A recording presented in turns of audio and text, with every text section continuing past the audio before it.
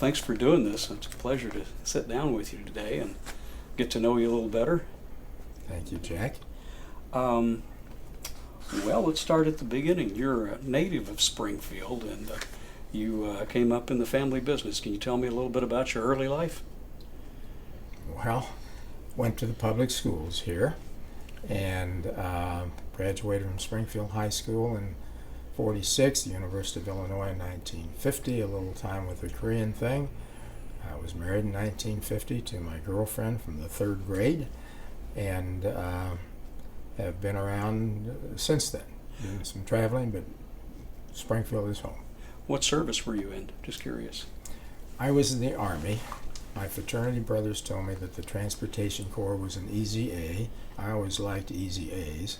So I ended up going to Fort Eustis and from there to Thule, Greenland. Yeah, which was an interesting experience. You sometimes wonder how we won anything because the Navy, civilians, Air Force, and the Army was involved. But it all turned out, and it was a great experience.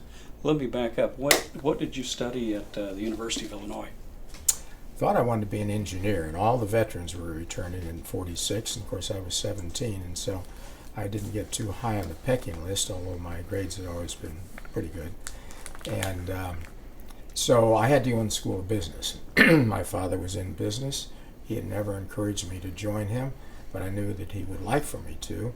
And I found that I really enjoyed I'm kind of a outgoing person. I got to thinking I'm not sure I can sit there with a slide rule, which was the thing in those days, and decided to stay in the school of business. Marketing was my major. Who were your heroes when you were growing up? Who were the people that you looked up to and helped you with give you your values? Oh my. Well, of course, my parents were among them. Wow. You're going back a long time. Jack Armstrong, I don't. I always had a respect for the political side of things. My grandfather on my mother's side had been an attorney. That was an intriguing thought at one time. I think I might have been okay as an attorney, but really happy with the choice that I made. I just like to watch people that were achieving and followed boxing some, followed track some, but I don't know if there was any really specific person that I would say was the one. What year did you join the family firm? Well, of course, I worked there from forever at times, and when Mary and I graduated in 1950, I decided to give it a try. Actually entered the service in 51 and then came back and got back and really enjoyed it. There was been a lot of changes in the industry, and small family businesses have unique challenges and pretty unsophisticated because that's the way things were in 1950. So there was a lot of challenges and changes and growing to be done because we did start to grow and open branches and acquire family businesses and found it was time to move on. Did you work in a lot of different positions within the company? Yeah. I showed you a picture of how many we had back in those days, and so yes, I did. Yeah, I did. Everything was done in hand in those days, and so I even kept books one summer while I was at college in hand. So that really gave you a bit of an insight into how everything worked. You were there, you saw everything. Oh yeah. Pretty much. Oh yeah. So when did the real big expansion start with you and your father as the company started to grow? Well, I don't know. I think it was a controlled growth, Jack, more than a just explosion. We would add a branch every year, so we're up to 16 now. and you go back, that's over 50 years that's been achieved. We most of them have been successful. We've had some that weren't, so you swallow your pride and pick up your baggage and move on. But there's been changes in direction. It's a much more technical, required knowledge. The training that goes on in this company today is just enormous compared to what we were doing back in the 50s. Now you said you have 16 branches now? Yes. In how many different states? Well, we have a token exposure in Iowa and in Missouri. Mm-hmm. Most of them are in Illinois. Mm-hmm. How many people work for the company now, Bill? It would be approaching 300. It's not 300, but in the 275 area. And I've read in some of the materials that this is among one of the top 50 electrical contracting or electrical supply companies in the country. It is. There are some huge companies in the billions that are international in scope. Two of them are owned actually by French companies. So we're certainly not threatening them, but we do on a local basis. But I think that a controlled growth is still the strategy that we're following. This company grew up around your family. You grew up around this company. What kind of business values did you learn from your dad and the people that were working with him back in the day, in terms that that helped grow this company in a productive way and moved it forward? My dad was a very, very well respected, from an ethical point of view, from a friendly point of view, from just kind of the golden rule point of view. He bowled with his staff. I mean, it was smaller back then.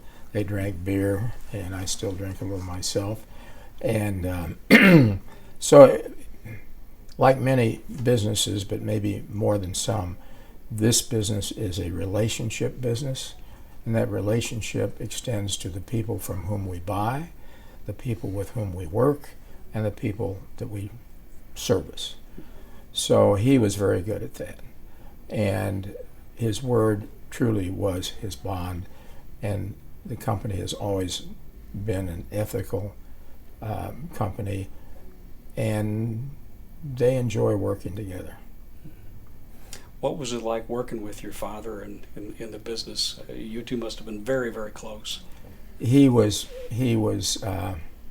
great, because he would let me do some things that I kind of wanted to do, and if they didn't work out, that was okay. If they worked out, that was even a better walk to the bank. What do you enjoy most about this business? What are your passions for it? Well, I love a challenge. I love to solve problems, and I don't mean necessarily mathematical, just challenges that.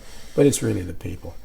They don't need me around here. At times, I'm sure they would just as soon I didn't come up in as much as I do.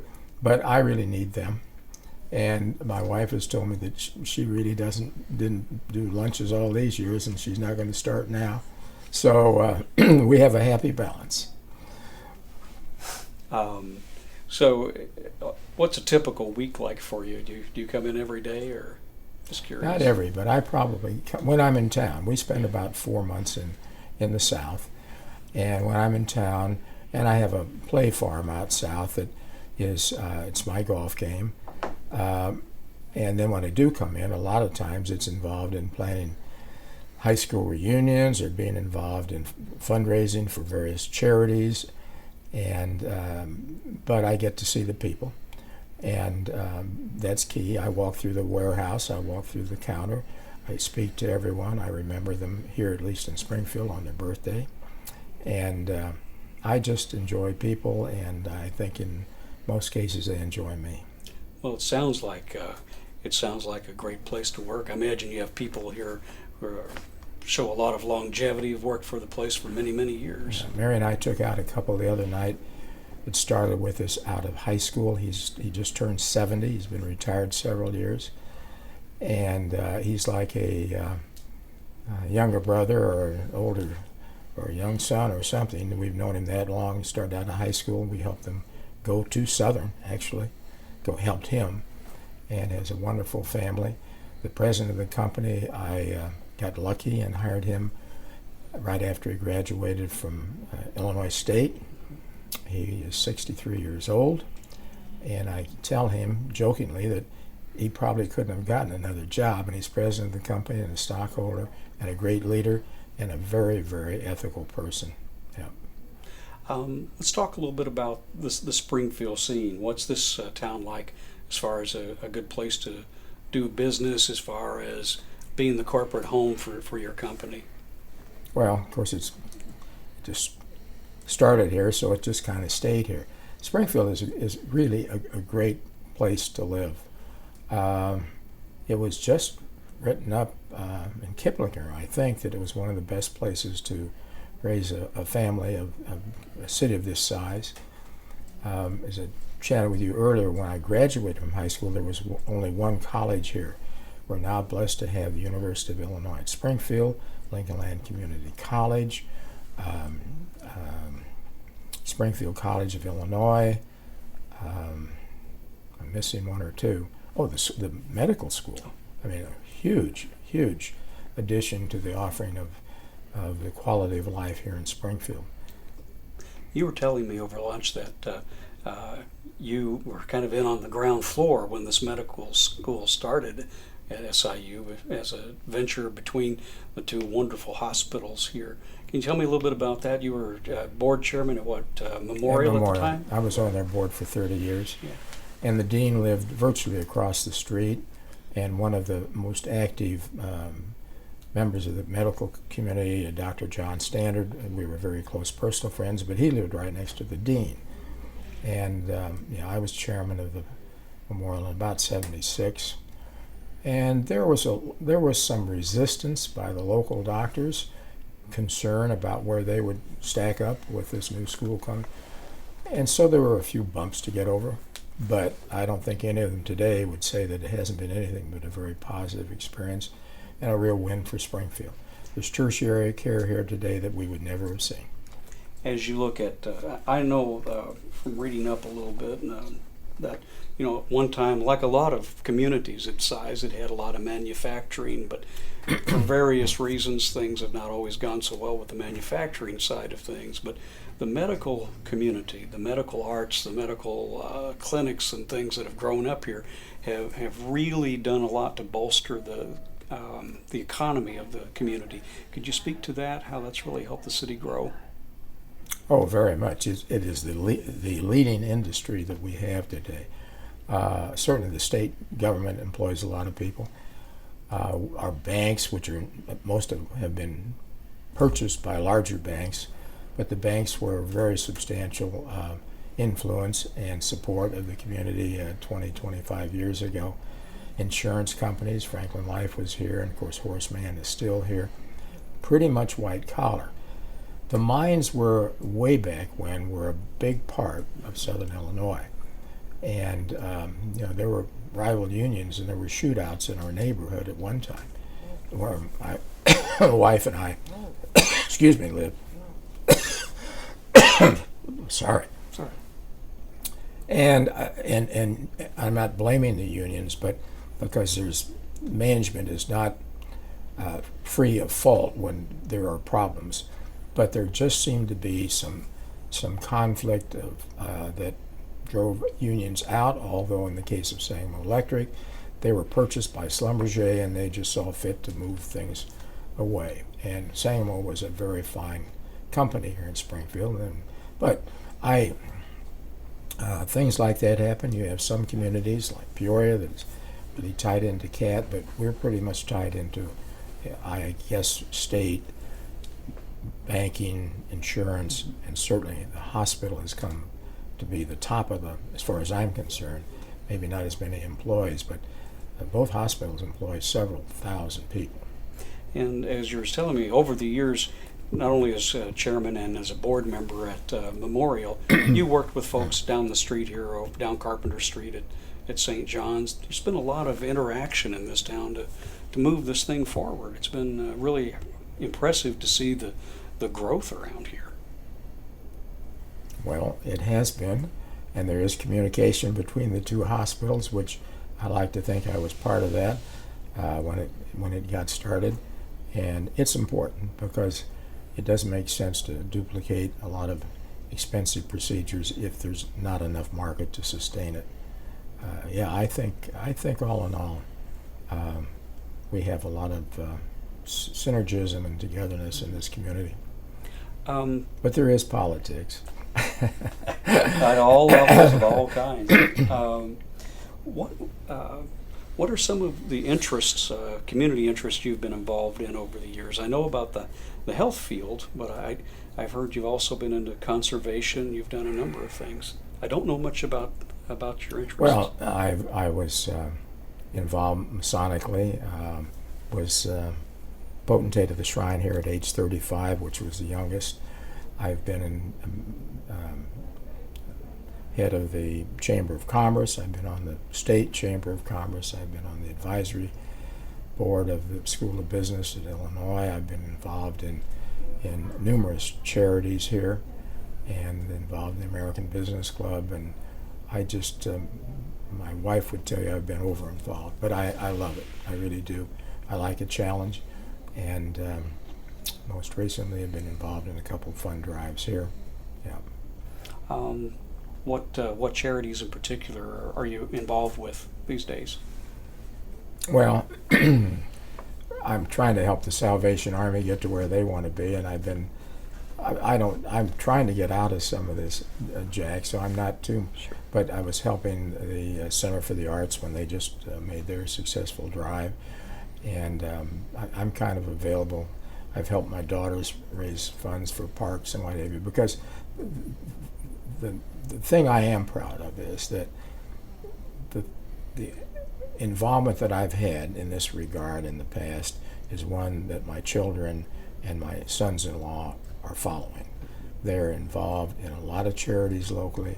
They're involved on several boards locally, and they have a keen interest in making sure that they try to do what they can to make this a better community for everyone.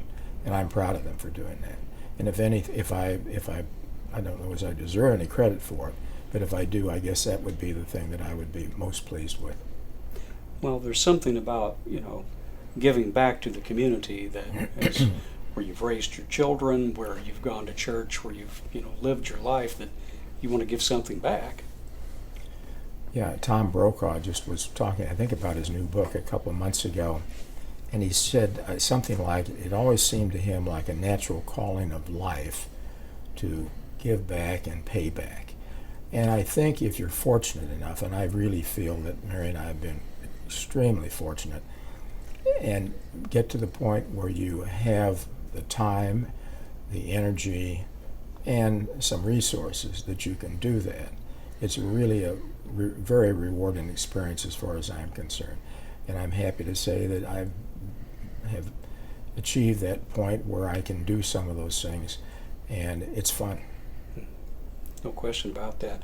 You mentioned the Salvation Army. Do you know a guy by the name of Dave McDonough? Why is that familiar? Yes, I do. He's your know. chief fundraiser. Okay, well, the one I've been working with here is Cap O'Keefe, who's an Okay. attorney and longtime friend. Okay. Yeah. The reason I say that is he was one of my college roommates practically. Oh, really? Yeah, he was in advertising with GM Anderson. Yeah. You remember Guy Anderson, those Yeah. guys? Yeah. Oh, yeah, I knew Guy Yeah. Anderson, sure. Yeah. Yeah. But you mentioned that. I'll have to throw that Yeah. out there. But yeah, the Salvation Army's done a terrific job here in Springfield. You've been active with them for years? No, I mean, I've been in touch, but I really haven't been active with that organization. Mm-hmm. I've been with Contact Ministries when they did their new building. I helped raise the money for that. And, oh gosh, I don't know. We've been involved. I'd almost have to take a look at things to see which ones, but it's in our church. I've helped do some things there, and chairman of a building expansion and things like that. So What church do you go to? Westminster Presbyterian. Ah, okay. Okay. Yeah. My friend Dave's dad is a retired Presbyterian minister, so I know a little about him. Yeah, that's great. Oh, Dick Moy goes there. Oh, yeah. Yeah. That's a beautiful church. It is a I've pretty seen church. Yeah. You mentioned the Center for the Arts. Are you talking about Hoagland? Yes. Okay. Mhm. Tell me about your involvement there, because I was just getting the lowdown on what a wonderful facility that's become. Well, I did masonry work there because that was the old Masonic temple, and it needed a lot of work, and masonry, unfortunately, is not growing as are a lot of organizations, because people are so involved in taking trips, having kids in 18 different sports at the same time, and that. So, at any rate, they worked a great group in town, worked out a plan to buy it and then remodel it, and but they needed some money to pay off some debt, and so I was asked to see if I could lend a hand with a couple people, and then I also got the family in this company, which both do their own thing, and so I worked with Fred, and we got some things done. But Fred was the bulldog. What's Fred's last name? Jaroz, Jaroz. Okay. Okay. And he runs the center and is involved in fundraising down. But it's more than an arts center. It's really a community center, because it's used by a lot of youth groups and what have you, and by other organizations. And then there's art shown down there, as you know. I think I saw where there's something like 16 different agencies and activities going on there. Right. It's great. Yep. Yeah. And a beautiful auditorium, which was the Scottish Rite Auditorium down there. Yeah, I just one of the people who testified for our hearing was Gus Gordon, who's just. Oh yeah, Gus is just gone. Yeah. Yeah. So. Well, what does that mean to have a facility like that, Bill? What does that do for the quality of life in a city the size of Springfield? It's a great facility to have. Well, it is a great facility, and on top of that, you have the Muni out by the lake, and you have Lincoln Memorial Gardens out there for those who like to go running, and you have all the historical sites. The guests, I just had some in and flew in just to see the Lincoln things, and he's a large contractor friend who's from Youngstown, Ohio area, and they spent the whole day here, and I enjoyed spending it with them they're going to bring their families back. So we have a lot to offer in Springfield. Just curious, did you have anything to do with the museum and library, the new Lincoln Museum and Library coming into town? Well, no, there's maybe a little money there, but I didn't pay for that sucker. That's a terrific thing. Oh, though. it's great. Yeah. It's great. You mentioned conservation. You were telling me about Yeah. trying to get those trees growing down here. Have there been other projects that you've been working on? I know that you love to hunt, and that's important. Well, we had some acreage out by Wildlife Sanctuary, and we decided that rather than have it developed or continue to farm it, we would just put it into grass and trees. And as I told you, the trees have been a lot tougher to grow than the grass has, but we'll get there. How many acres is it? Oh, it's about 110, something like that is all. But it's a start. How do you expect it'll develop, or not develop commercially, obviously, but what are your hopes for it long term as a wildlife preserve? Well, the wildlife is there. I mean, the city owns that. And I'd like to see them put that into a conservation trust so we don't get any more apartments built out there in that particular area anyway. There are a lot of deer out there now. There are a lot of turkey. There are coyote. There are fox. And this would be an additional, I'd like to try and get it so that we could get some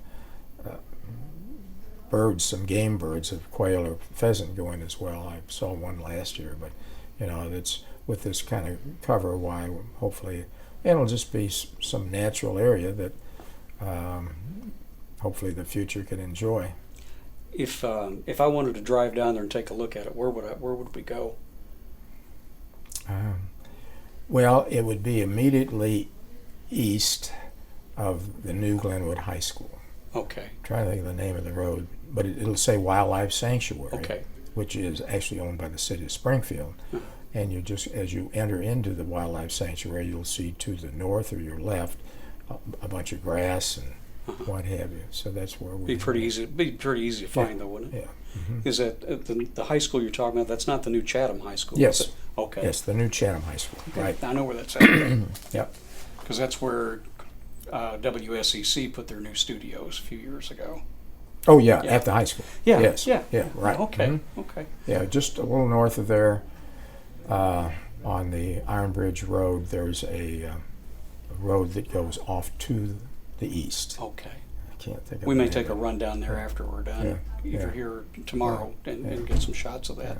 Is there any other facility, or we can also get Hoagland? That's a fairly easy one to Mhm. take some pictures of. Is there any other agency or group that you've been associated with that might need to get a shot of while we're here? Well, Contact Ministries, which is over on 11th. I was very involved in that, and oh gosh, I don't know. I don't know. I can't think of any right now, but I've touched quite a few. And, Yeah. And then we just did do a building in Washington Park that I mentioned to you. That's really kind of unique, and Mary and I have had a lot of nice notes. See, we met in the 3rd grade, and we lived just on the north side of the park, so we've spent a lot of time there with our kids and what have you. Now that the stand, as you call it, that's down there by the lagoon and the. By the lagoon Okay. and by the Iron Spring. Okay. And it was a very popular spot. Didn't look quite as fancy as this sucker does, but it's and well, the chap that we came in with, he said he'd just come from there Yeah. where he'd had lunch. Okay. Yeah. Yeah. Well, we'll run down there and get a shot of it too. Yeah. Well, I mean, if it works, well, that's Well, fine. Yeah. we'll see. We'll Okay. see. Well, is there anything, Bill, that I haven't touched upon that you think I'll be leaving a big chunk of things out? No, I don't think so. I think that I would say that I really have enjoyed my career. I have found, for those who are looking to any career, that there is no substitute for hard work. There's no substitute for treating people like you'd like to be treated. And as I told you earlier, they call me the coach. Yeah. I don't know what they call me at other times, but normally they refer to me as the coach. And a few years back, I could name everyone by their first name when I visited the branches. It's kind of gotten away from me. We don't travel quite as much as we used to, but I still walk through the counter in the warehouse and what have you and speak to people. And I think that's important. I think if you can interact with people in a positive way, I don't mean that you always have to give them their way, because in fact, the 2 gentlemen who have been very successful here would tell you that there are moments when they wish I'd stayed home, because my views and maybe theirs weren't always parallel, and I do tend to be a little expressive at times, but it's worked out, yeah, and I've loved it. And obviously, the other thing that's kind of interesting, though, is that 4 years ago we established an ESOP, which means all the employees now together own 30% of the company, and they're beginning to get they just got their statements, and it's incredible how much money these people will have at retirement. It's a much better investment than Social Security, but they've got that on top of it. No, but an ESOP is a great thing for your staff, and it reflects in their attitude and their determination, and in the fact that they want to give good quality performance to our customers. They're real stakeholders. Yeah, at the end of the day. Oh, they definitely are. Yeah. Yeah. So Well, I've had a delightful time talking with you. it's been fun. You'll Yeah. have to come back and we'll Yeah. do it again. Hang